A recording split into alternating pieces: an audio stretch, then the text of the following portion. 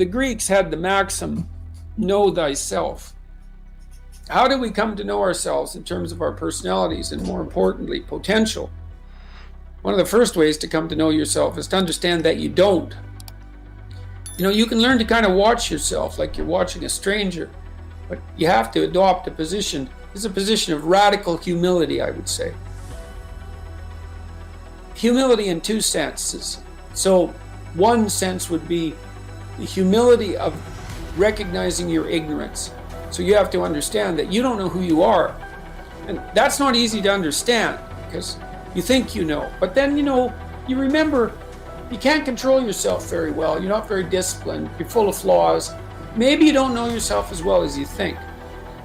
But it's hard to get low enough to understand how deeply it is the case that you are ignorant about who you are. Now there's an upside to that too, which also is that you're also ignorant about who you could be. And so the discovery of that, is some reward for the horror of determining who you actually are. And then I would say, well, then you watch yourself, and you attend to your conscience and you watch yourself like you're watching a stranger. You watch what you say and you listen. You think, well, what sort of person would say that? And how am I reacting emotionally when I'm communicating in that manner? Is that making me feel stronger, weaker? Is it filling me with shame? Is it helping my confidence? Am I laying out a lie? Am I deceiving myself and other people? Am I adopting this personality at parties that is designed to impress and to amuse, and it comes across as nothing but self-centered narcissism? What are my dark fantasies? What are my aggressive fantasies? What is it that I'm willing to do? What am I interested in so that I'll spontaneously pursue it? What do I procrastinate about and why? What am I unwilling to do? What do I think is good? What do I congratulate myself for accomplishing? And what do I berate myself for failing to confront and to implement?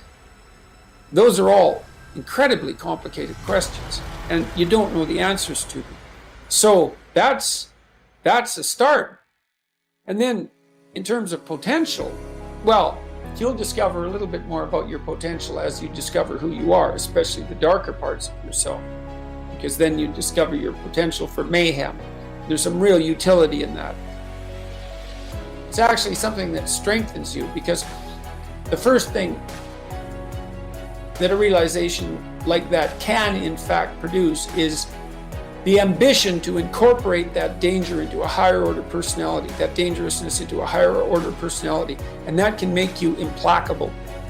That can make you someone who can say no when you need to say no. That can make you someone who won't avoid necessary conflict. And so that's unbelievably useful. And so that's one of the potentials that you might discover. The other thing you do to discover your potential is you challenge yourself. It's like rule 4 in my book, 12 Rules for Life, is compare yourself to who you were yesterday and not to who someone else is today. And that's kind of a good way to start this. It's like, well, take a bit of a look at yourself and think about what's not so good that you could improve, that you should improve by your own standards, and that you would improve, and set yourself a little goal. Maybe you're not studying at all and you're at university, or maybe you're at work and you've got this stack of paper there, and you haven't looked at that damn stack for like a month, and you know that you should be, and you're bothering yourself at night because you're avoiding that. It's like, maybe think, I've avoided that stack of paper completely for 1 month. I'm quite a coward when it comes to whatever snakes might be hidden in that stack of paper. How about tomorrow I just put that stack of paper in front of me on my desk, and I glance through it for 15 seconds. See if I can do that. It's like, well, you set yourself a goal of improvement. It's a humble goal, because really, are you such a coward that the best that you can bloody well manage after a month of avoidance is 15 seconds of exposure to a stack of paper? It could easily be. You've been avoiding it, so you're obviously afraid of it, and so the situation could be that dismal and dire. And you might think, well, geez, it's no balm to my ego. It's not fostering the strength of my ego to recognize in myself someone who could only withstand 15 seconds of exposure to that thing I'm afraid of. And so that's a form of humility too. It's like there's things you could do to improve, and you know what they are. And there's small steps that you could take, that you might take, that would put you in that direction. And then the question is, are you big enough to take those small steps? Are you capable of grappling with the fact that you're fundamentally flawed to the point where you have to break things down into almost childlike steps in order to manage them? And the answer to that is, yeah, you are.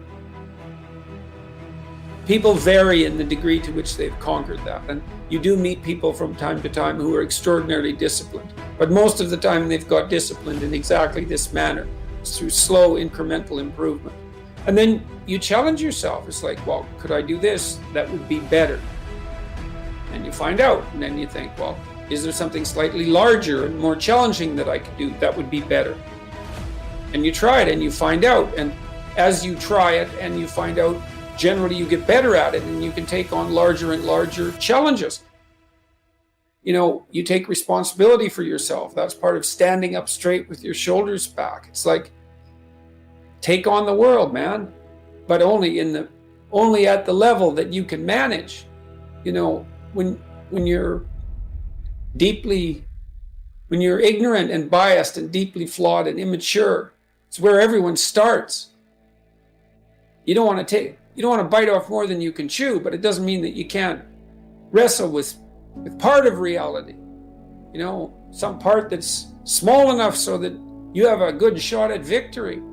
And then you attain victory over some small part of the chaos. And then you're the person who's victorious over chaos. You're just a beginner, but that's who you are. And then maybe you can get unbelievably good at that. And maybe you can ally to that the ability to recast tyrannical order into chaos and restructure it into something deeper, more profound, and more suitable for human habitation. To put yourself together, which is to follow the path of redemption, to follow the Redeemer. If the Redeemer is a type of personality that you could, in fact, be inhabited by or manifest, then the first steps towards that is to allow yourself to be a fool, right? It's because you don't know what you're doing. You have to admit that. And there's going to be a loss of ego or destruction of ego, arrogant ego that necessarily accompanies that. But you need the loss of that arrogant ego because it's precisely what's interfering with your movement forward. It's part of the adversarial process, mythologically speaking, that stops moral progress. You're too proud of who you think you are to notice what you're like so that you could change properly. You don't want to sacrifice that part of yourself. It's probably associated with some delusion that helps you maintain a positive, although very fragile self-image, in the absence of genuine effort. It's not to be recommended. So, you know yourself by watching and paying attention. It's watching like you're a snake. Because a snake watches like cold-bloodedly, with no emotional reaction, just to see what's there. It doesn't allow, symbolically speaking, doesn't allow what is wanted or desired to interfere with what is observed. So you watch yourself like that, as if you don't know who you are. Well, that's the beginning. And then you challenge yourself continually to see how far past yesterday you can push today and tomorrow, and to continually experiment with expanding the domains not only of your competence but of your ability to increase that competence. And it's not obvious to me. The upper limit to that is proportional to the moral effort that you put into it. The more that's guided by the highest of all possible visions, right? The alliance with the highest of all possible conceivable good. And the more it's motivated by, the more it's accompanied by truth in speech and action, the more you will develop your potential. And so you also, I suppose, have to be willing to undertake that as an adventure, because it's a hell of a thing to bear that kind of responsibility. You know, it takes a person out of the ordinary. It takes them out of themselves. And there's an alienation and an isolation that goes along with that, and a great sorrow, all of that together. But there's deep meaning to be had in it, and there isn't anything better that you can do. So that's the answer to that question.